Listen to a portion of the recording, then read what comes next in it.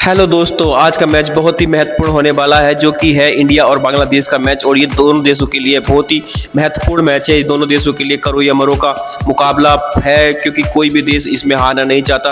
क्योंकि आगे आने वाले मैचों में इनके लिए अगर महत्वपूर्ण रखते हैं तो इस चैनल को लाइक और शेयर सब्सक्राइब जरूर कर दें। दोस्तों, इतिहास गवाह है, ये दोनों देश आपस में जब भी टकराते हैं तो मुकाबला टक्कर का होता है। लास्ट बॉल तक पता नहीं चलता कौन सा देश जीतेगा तो कौन सा देश हारेगा।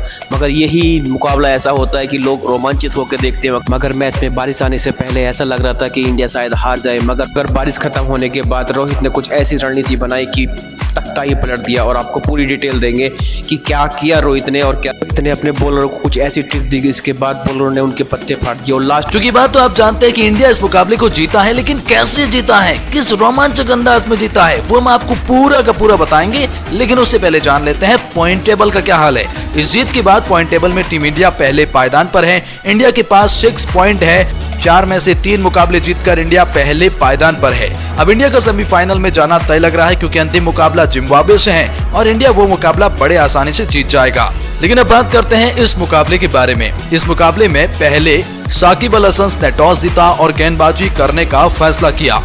उनका फैसला बिल्कुल सही साबित हुआ। इस बार कप्तान रोहित का बल्ला नहीं चला, लेकिन चला केएल राहुल का बल्ला। 32 गेंद पर 50 रन की अर्धशतकीय पारी खेली। उसके बाद किंग कोहली का बल्ला चला, जिन्होंने 44 गेंदों पर 64 रन की पारी खेली और नॉट आउट रहे। सूर्य कुमार यादव ने भी 16 गेंद पर 30 रन बनाए और अश्विन ने 6 गेंद पर 13 रन बनाए। इंडिया ने 184 रन बनाए 6 विकेट के नुकसान पर पूरे 20 ओवर में। इस लक्ष्य का पीछा करने उतरी बांग्लादेश क्रिकेट टीम की शुरुआत तो कमाल की रही। बांग्लादेश की जो शुरुआत हुई उनमें लिटन दास और सैंटो ने शानदार शुरुआत दी और एक तरफा मुकाबला लगभग कर दिया था, क्योंकि पावर प्ले में उन्होंने बहुत ज्यादा रन कूटे।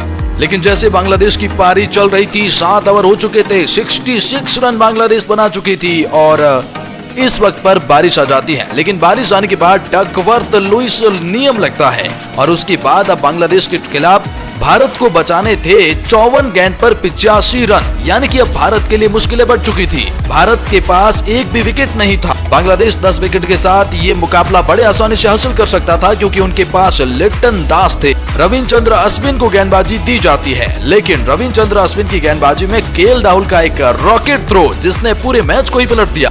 उसके बाद साकिब अल हसन आते हैं और बाकी कई बल्लेबाज आते हैं, लेकिन एक के बाद एक लगातार विकेट चले जाते हैं। मुकाबला अंतिम ओवर में पहुंचता है। 6 गेंदों पर 20 रन की जरूरत थी, लेकिन पहली गेंद पर सिंगल लिया जाता है और अब 5 बॉल पर 19 रन।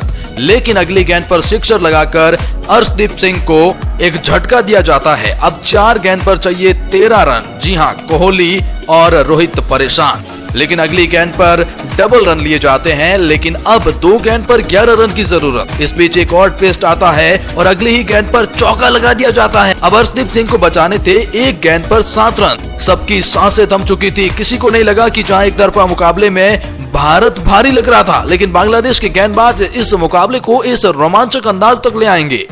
भारत हार तो नहीं सकती थी, लेकिन इस मुकाबले में सुपर ओवर तक जा सकती थी। लेकिन अर्शदीप सिंह की शानदार सटीक यॉर्कर की वजह से वो सिंगल ही ले पाए और अब भारत इस मुकाबले को जीत जाता है 5 रन।